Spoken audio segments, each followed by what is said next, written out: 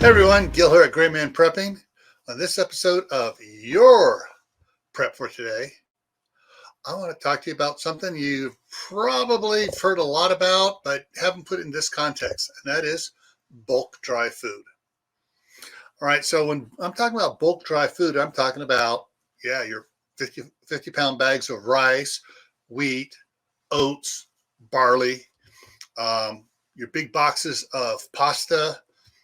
It doesn't have to be raw oats and stuff. You can have stuff that's already processed, but it's dry, not needing to be processed. That includes salt, sugar, and other things like that. What I'm not talking about is the big bulk items you get in cans, like chili, tomatoes paste, tomato sauce, corn, other items that are wet packed in cans. All right, so the dry stuff I want to talk to you about is because you need to be able to use that stuff. Yeah, you could be great. You could have, 1,000, pounds of wheat. Do you have a grinder for it?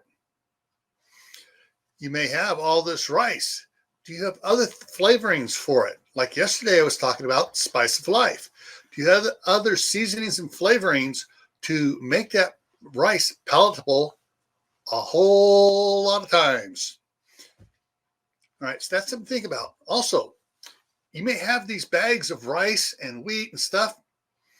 Are you keeping the bugs out of it?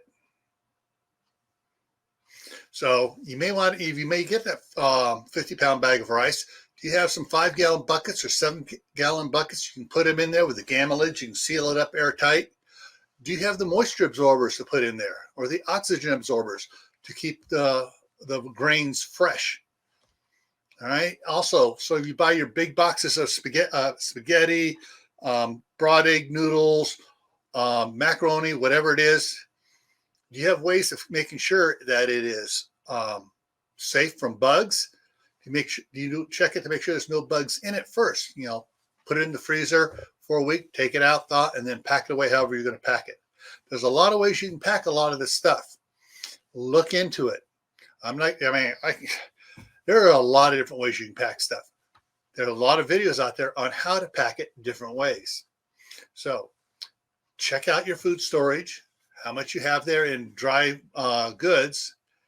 See what you got to do to it. If you've done everything right, great. If not, get on it.